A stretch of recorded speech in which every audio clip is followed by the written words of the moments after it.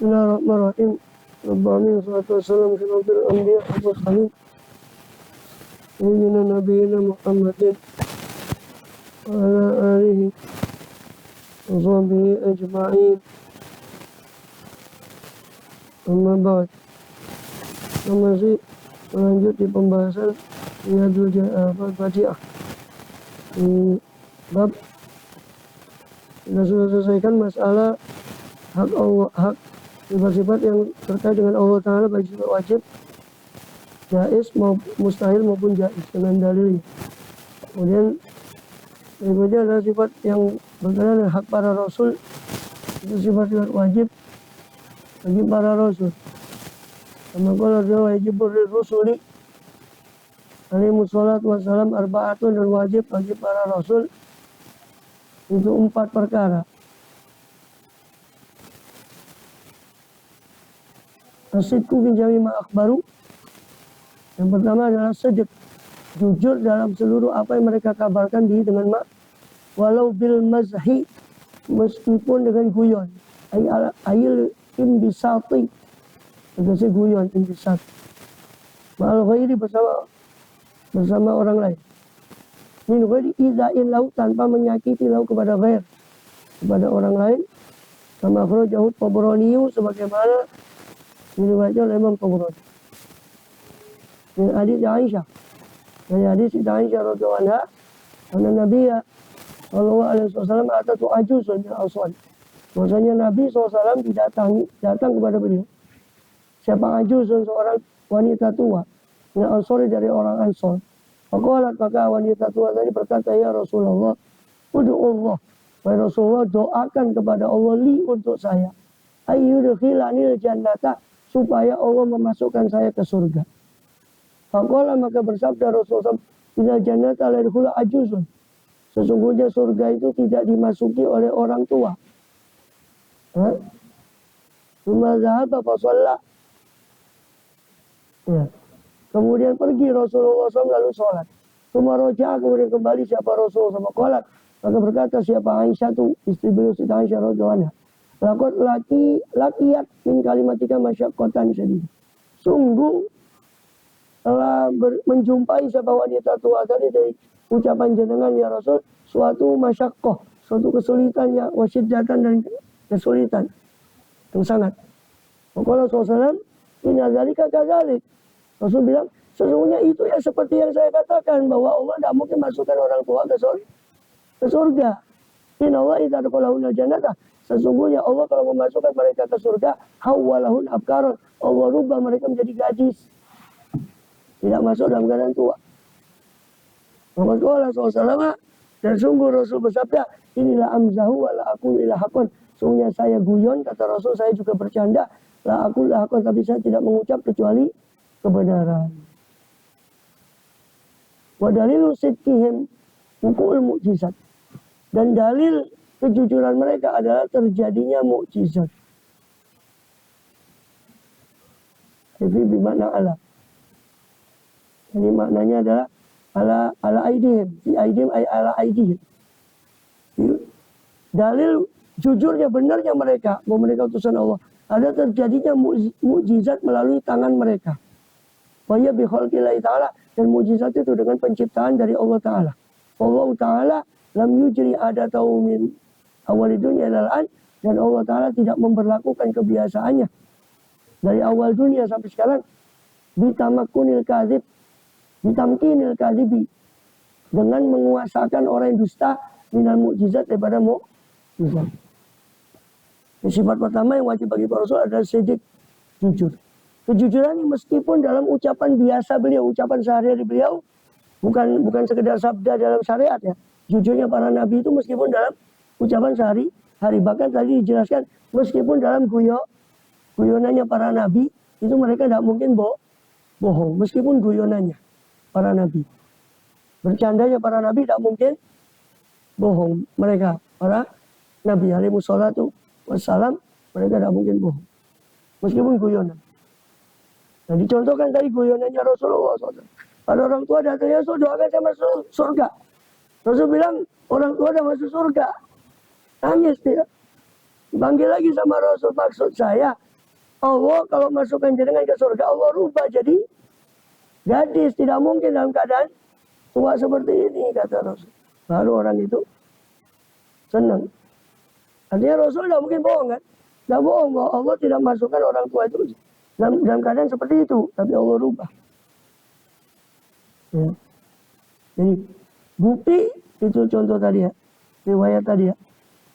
Dan dalil bahwa kejujuran mereka adalah terjadinya mukjizat melalui tangan mereka dengan penciptaan Allah. Sebab dikatakan oleh musannif, Allah tidak memberlakukan kebiasaannya dari awal dunia sampai akhir, sampai sekarang, untuk tamkin, untuk memberi kuasa kepada orang kadzib, untuk memberi kuasa kepada orang dusta untuk melakukan mukjizat. Tidak mungkin. Orang yang melakukan mukjizat pasti karena itu atas kehendak Allah. Berarti dia orang yang dipilih oleh Allah. Dan tidak mungkin Allah memilih seorang pendusta. Wal amanatu, sifat wajib kedua dari para rasul adalah amanat. Wa yahidzu zawairib, itu menjaga zahir mereka, batin mereka, minat talabbus, daripada sibuk dengan manhi, dengan perkara yang dilarang darinya. Walau nahya karahatin, meskipun larangan yang berupa makruh. Meskipun larangan berupa makruh. Tidak mungkin seorang nabi sibuk dengan melakukan hal yang dilarang meskipun makruh. Au khilafal aula, atau perkara yang khilaful aula. Fahum maksumuna an jamil ma'asi, maka mereka para nabi terpelihara dari seluruh maksiat zahiran wa batinan, baik zahir maupun batin. Wa dalilu dzalika, dalil dari bahwa para nabi itu terjaga dari maksiat, annakulla ummatin ma'murah bi tibai nabi. Bahwasanya setiap umat itu dipelihara dengan mengikuti nabinya. Diperintah setiap umat itu makmurah. Makmuratun, setiap umat diperintah untuk itibai nabi, untuk mengikuti nabinya umat tadi, alladzi arsala ilaih, yang Allah mengutus, yang ursila, yang telah diutus siapa nabi tadi, ilaih kepada umat tadi. Wala yasihu syara'an, dan tidak sah dalam syariat, apa antuk maro bimanhiyin, apa diperintah umat tadi dengan manhi sesuatu yang dilarang. Kalau Allah Ta'ala, Allah berfirman, innallaha la ya'muru bil fahsya, sesungguhnya Allah tidaklah memerintah dengan yang keji. Allah tidak memerintah dengan fahsya, dengan kekejian.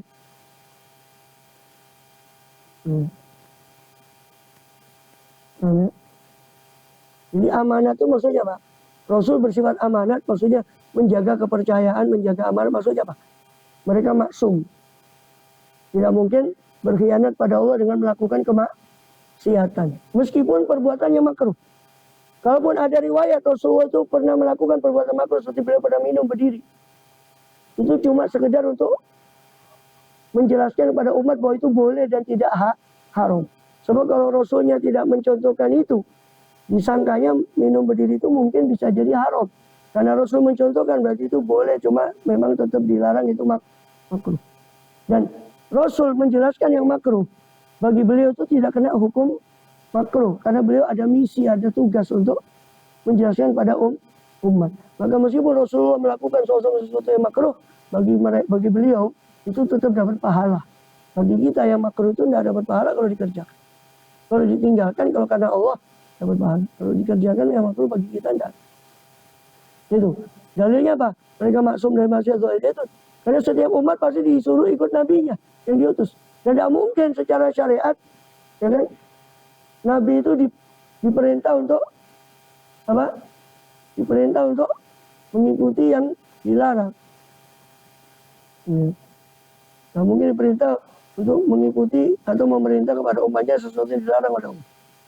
Wal fatona itu ayat tayakkuz.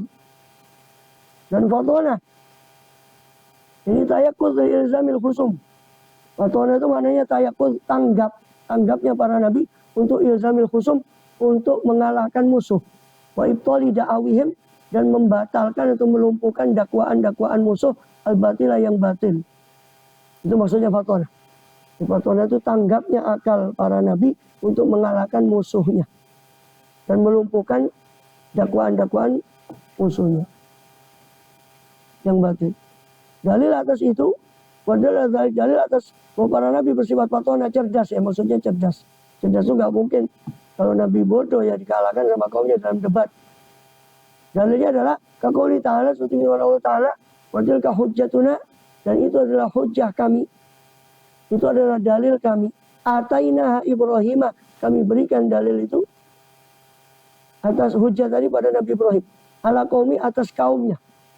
Wa qawluhu, juga dalilnya adalah firman Allah, wa qawlihi, matuf ke qawlihi ya, matuf ke qawlihi. Wa qawlihi ta'ala, dan firman Allah Ta'ala, wa jadilhum billati hiya ahsan. Jadilhum, berdebatlah kau ya Muhammad, hum, kepada mereka ahli kitab atau orang kafir, billati hiya ahsan, dengan cara yang itu lebih baik atau paling baik. Faman kana mughaffalan, maka siapa-siapa yang ada, siapa itu mughaffal, orang itu lalai, la tumkinu iqamatul hujjah, maka tidak memungkinkan untuk menegakkan dalil, walal mujadalatu, dan tidak mungkin pula dia berdebat dengan kaumnya kalau dia mughaffal. Mughaffal itu orang yang lalai, orang yang lengah, orang yang tidak perhatian, akalnya tidak sempurna, itu mughaffal. Nggak mungkin, para nabi itu tidak cerdas. Kalau nabi tidak cerdas, dikalahkan oleh kaum. Wa tablighu ma amaroh, ma umiru, dan sifat keempat tabligh. Sidik, amanah, fatona, tabligh. Tablighu ma umiru, menyampaikan apa yang mereka diperintahkan ditablighi, untuk menyampaikannya lil khalqi kepada makhluk. Bi khilafi ma umiru bi kitmanihi, berbeda dengan apa yang diperintahkan untuk menyembunyikannya, wa ma khuyyiru, dan apa yang mereka diberi pilihan pada antara menyampaikan atau tidak menyampaikan, maka itu tidak ada kewajiban bagi Rasul. Falaisa tablighu kullin minhuma wajiban, maka tidaklah menyampaikan setiap dari satu dari keduanya itu tidaklah wajib bagi para Rasul, yaitu menyampaikan apa? Salah satu dari keduanya. Satu dari keduanya. Itu menyampaikan sesuatu yang diperintahkan atau disembunyikan, atau menyampaikan sesuatu yang mereka, para nabi itu diberi pilihan antara boleh menyampaikan atau tidak menyampaikan. Maka penyampaian dua perkara tadi tidaklah wajib bagi para Rasul. Bal yajibu kitmanu ma umiru bi kitmani. Bahkan wajib untuk menyembunyikan apa yang mereka diperintahkan untuk menyembunyikannya.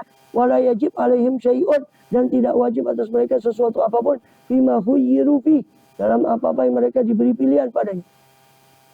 Qad syahidallahu li nabiyina Muhammadin SAW, dan sungguh telah menyaksikan siapa Allah Ta'ala untuk Nabi kita Muhammad SAW bitabligh, untuk menyampaikan dengan penyampaian.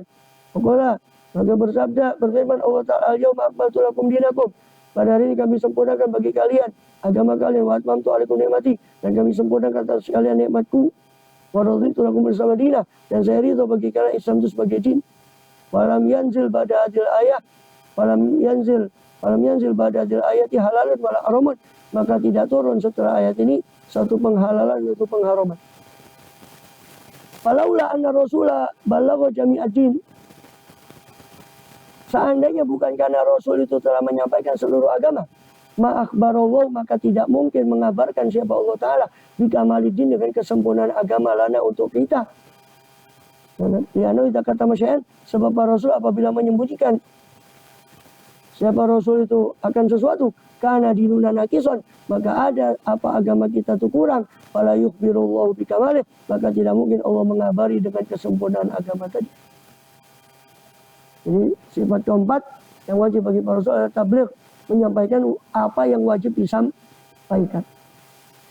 Berarti mereka tidak wajib menyampaikan apa yang memang tidak disuruh untuk disampaikan, bahkan disuruh untuk menyembunyikan seperti rahasia roh.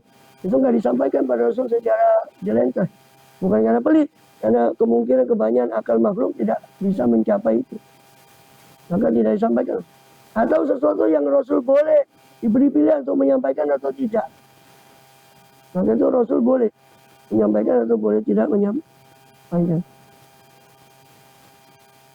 Ya. Tapi yang wajib beliau sampaikan, pasti beliau sampaikan. Buktinya apa?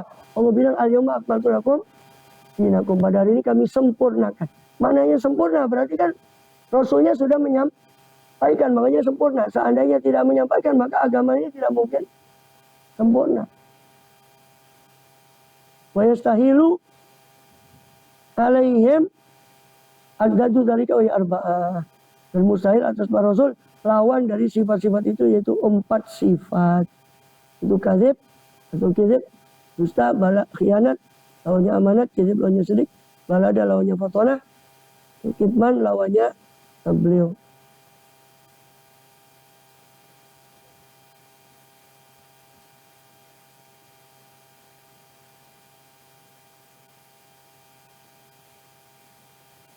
Bismillah.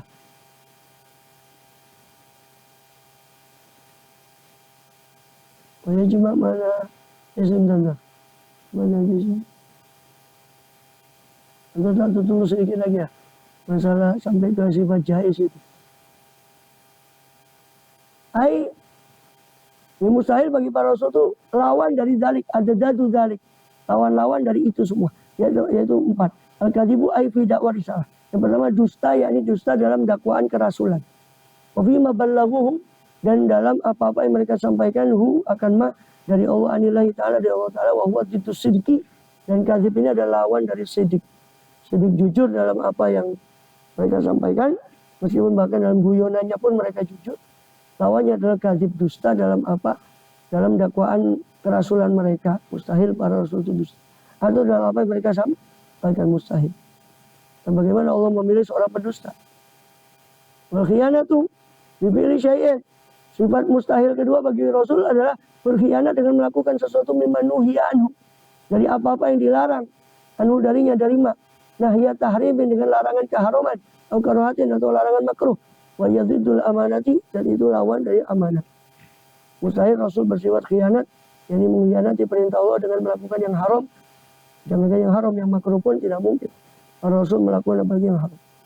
Dan mereka contoh, kalau Rasulnya melakukan yang haram, maka sedangkan mereka pembuat syariat, pembawa syariat, maka yang haram itu akan menjadi berpahala karena dilakukan oleh para Rasul sehingga ditiru oleh para umat. Hanya syariatnya kacau. Kalau Rasulnya melakukan yang haram, yang makruh, hanya kan jadi pahala. Berarti kan seolah sunnah itu, karena dilakukan oleh Rasulnya. Gimana nanti syariatnya kacau? Yang haram jadi sunnah, yang makruh jadi sunnah. Ini mustahil. Wal baladatu, dan bodoh, wal ghaflatu, lalai, wa yadidul fatonati, itu lawannya cerdas, lawannya fatonati, manusiain, menyembunyikan sesuatu mimma umiru bitabligh, dari apa yang mereka diperintahkan untuk menyampaikannya, itu tabligh. Ini lawannya tabligh, menyampaikan. Wa makna istihalatihi, adapun makna kemustahilannya ada muqabuliha as-subutah, ketiadaan penerimaan. Ketiadaan penerimaan sifat-sifat arba'ah tadi, sifat mustahil arba'ah yang 4 tadi, as-subut, penerimaan untuk subut, untuk tetap pada para rasul 4 sifat tadi, bidalil syar'i, dengan dalil syar'i.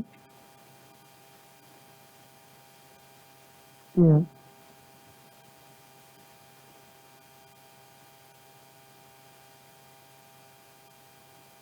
Wa yajuzu fi haqqihim, dan boleh dalam haknya para rasul alaihi wassalatu wassalam sifatul basyari, sifat-sifat manusia, allati la tanqusu bisababiha, yang tidak berkurang karena sebab-sebab sifat manusia tadi, apa maratibuhum, apa martabat mereka al-aliyatu, yang luhur, indallah, di sisi Allah, kal akli wa syurbi, seperti makan dan minum. Ini sifat jais bagi para rasul. Boleh bagi para rasul bersifat dengan sifat-sifat yang seperti layaknya manusia biasa, dengan syarat sifat itu tidak mengurangi derajat kemuliaan derajat mereka sebagai rasul. Ya. Maka tidak ada itu yang kadang bagian mubalik itu menyampaikan rasul itu kayak ya dulu zaman kecilnya itu pernah nyolong jambu gini, itu kayak anak, belum ranya anak-anak dulu katanya. Alhamdulillah, bisa rasul nyolong. Makanya dari kebodohan, kejahilan, itu mubalik itu yang nyampaikan. Karena kejahilan mereka bahwa para rasul itu maksum. Secara muktamad, walaupun ada khilaf, secara muktamad Ahlussunnah Jamaah, maksum para nabi dan para rasul itu baik sebelum diangkat menjadi rasul maupun setelah diangkat menjadi rasul, mereka terpelihara dari Susah.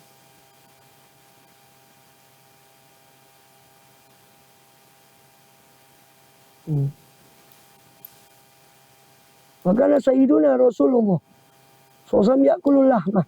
Dan adalah junjungan kita Nabi Muhammad SAW itu makan daging. Wa yuhibbuh, dan suka kepada daging. Ini manusiawi. Suka kepada daging.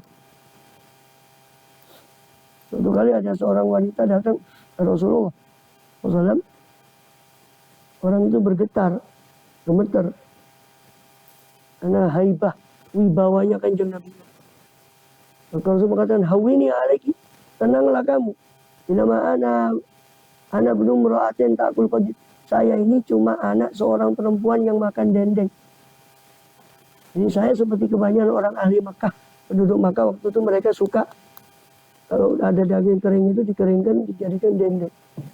Saya ini seperti layaknya manusia biasa. Saya ini adalah anak putra Aminah yang beliau juga makan dendeng. Ya, tenanglah kamu, tidak usah gemetar, kata Rasul, tidak usah gentar.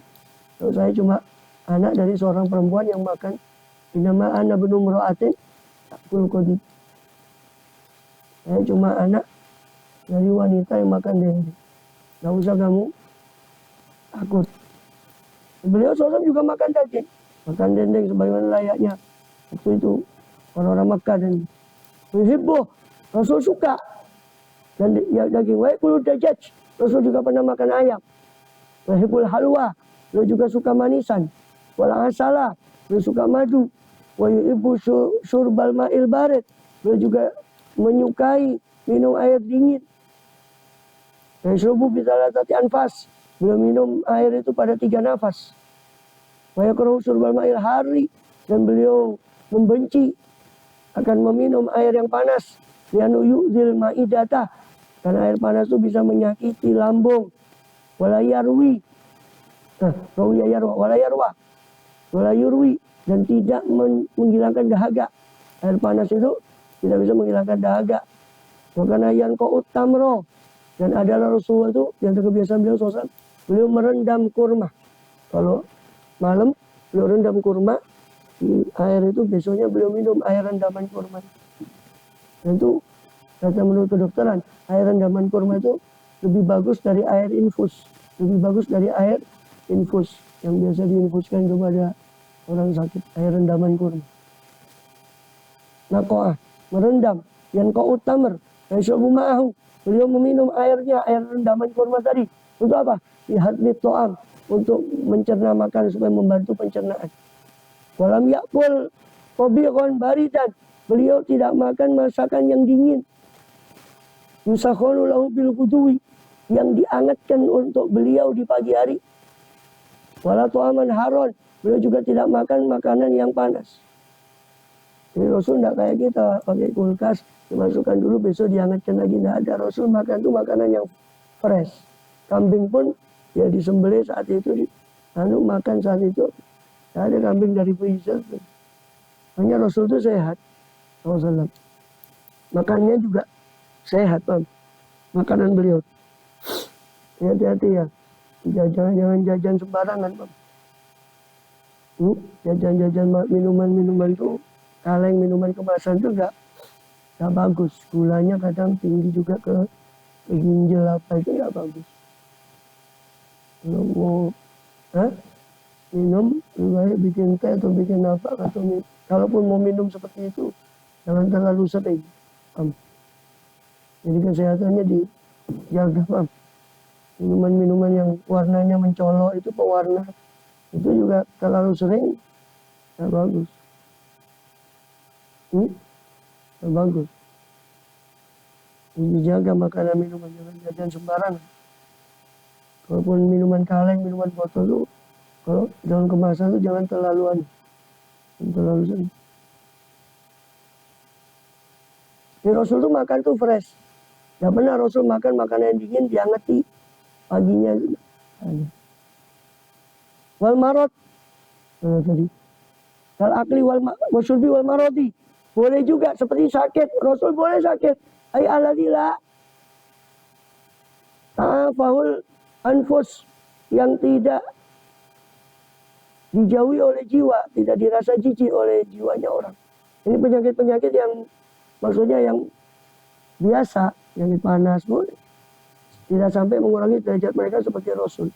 Maka apa yang diceritakan Nabi Yakub itu sampai buta itu bohong, itu di Israel. Yang betul beliau memang kena penyakit mata rabun, tidak sampai buta. Bukan ceritakan Nabi apa? Ayub alaihissalam sampai terlalu berlebihan. Itu juga tidak benar ya. Memang sakit beliau. Cuma tidak sampai sebegitunya. Seperti yang ceritakan di Israiliyat. Itu nggak bisa kita terima. Israiliyat kalau bertentangan dengan dalil yang lebih kuat. Wal wiqai, jima kumpul dengan istri yang halal.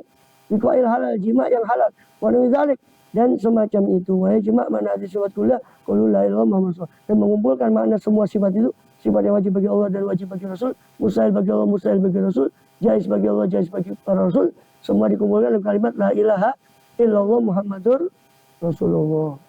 Semua terkumpul dalam 50 akidah itu terkumpul dalam makna la ilaha illallah Muhammad. Nanti kita bahas itu. Allah Alhamdulillah. Sudah Fatihah. Bismillah.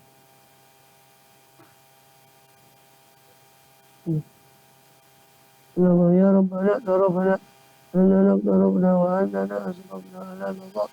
Rabbana fatub alaina taubah. Tawsiru kulla awbah surlana al-awrati. Amini rawati wa ghafir. Liwalidina rabbi wa mauludina lali wa nafwani. سائر الخلان وكل ذي محبة سيرة وصوب المسلمين أجمع من ربي أسمى فضلا وجودا من لا باكتساب من نبي المصطفى الرسول الله بكل سور صلى سلم ربي عليه أجل الحب وآله وصحبه كان خصيص والحمد لله إلهي في البدء والثناء ربنا انفعنا من كان ربي علمنا الذي